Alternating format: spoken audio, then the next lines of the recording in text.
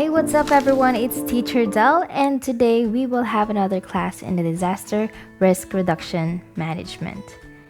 So, I have here a map, and I want you to think about what does all of these colors mean. Okay, you may have your guesses. Later, we will find out what are those. First, we will talk about disaster risk. So what do you know about disaster risk? Last time, we have already discussed what is a disaster. So what is a disaster risk? Let us first define risk. Risk is the probability of harmful consequences or expected loss of lives, people injured, livelihoods, disruption of economic activities, and damages to the environment as a result of interactions between natural or human-induced hazards and vulnerable and capable conditions. While on the other hand, vulnerability compromises the conditions that is determined by physical, social, economic, and environmental factors or processes, which increase the susceptibility of a community, school, or certain area in a locality to the impact of hazards. So what are these conditions? What are these physical, social, economic, and environmental factors? Let us find out one by one. First, the physical factors. As the word it is, physical, it is tangible, it can be seen. So this pertains to tangible objects or infrastructures like the availability of fire exits or the sturdiness of the building or the presence or absence of objects that can harm you or help you. Like for example, look around. Take a look at your house or take a look at the building that you're staying in right now. What are the physical factors that may harm you when disaster strikes? Like, for example, if an earthquake comes, is there a big chandelier floating above you or hanging above you, Or are there already cracks and creases on the walls of the building? Then you have to see if that structure is still safe for you to stay on. And in addition, with the exits, like if you're at school, it is promoted that when building the school buildings, okay, the doors should open out or swing out, because in case of emergency, a door that is swinging in may cause delay or it may lead to stampede. So if it opens out, it's just easy for everybody to get out of the building and go to a safer place. The next one, psychological factor. It is the state of mental capacity and health. Like, for example, let's put you inside your house. And what if you are caring for your grandmother or your mother that is sick? So that can be one factor that may delay you in getting everybody else safe, especially yourself as well, because having someone with health problems may delay or cause delay in getting out of the house. Or for example, you have a toddler with you.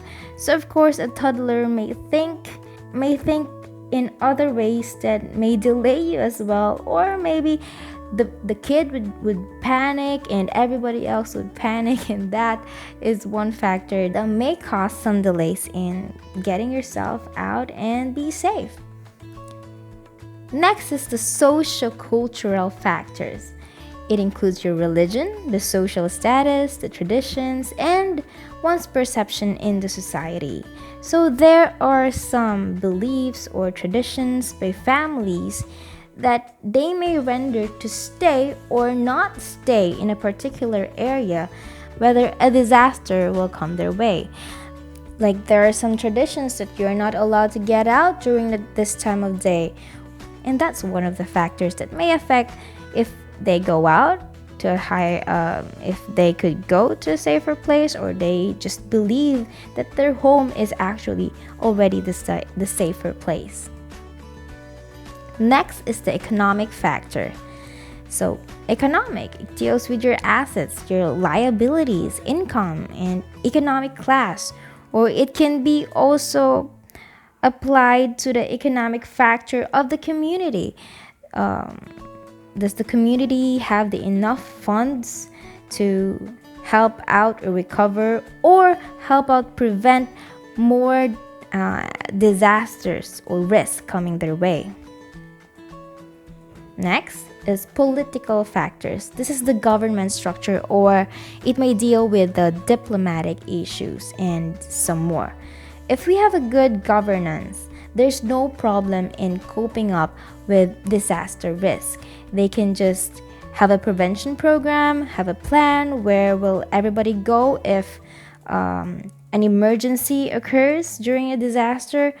So it depends upon how everything is planned, preventive and preemptive. So there goes.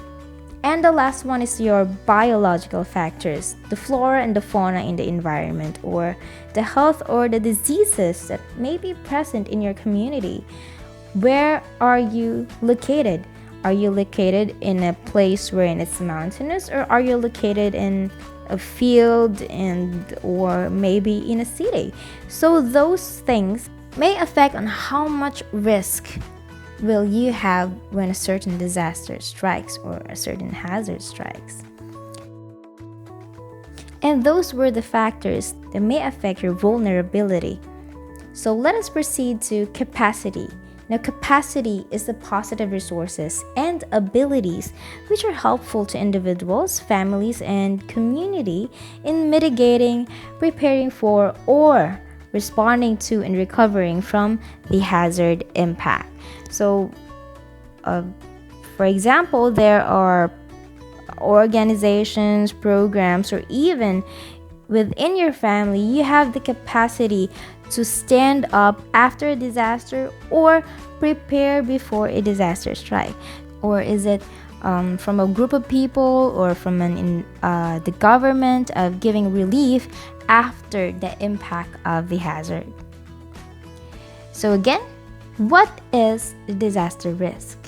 It is the exposure to hazard by vulnerability divided by the ability to cope. And the answer to that is, how much risk will you have? So going back to the map that I have showed you earlier, this is actually the World Risk Index. As you may see, if you are located in Canada and it has a dark green color, so it means the disaster risk or the risk is very low. And then if your color is a very dark pink, then you have a high risk, a very high risk, in disasters. So we have here, if you go to the Philippines, it is really, really risky when it comes to hazards. Why? Because we are located in the Pacific Ring. We are susceptible to earthquakes with varied magnitude. So ladies and gentlemen, take a look. Where are you located and what is your risk on the different hazards that may come your way? So that's it for our class. This has been Teacher Del signing out.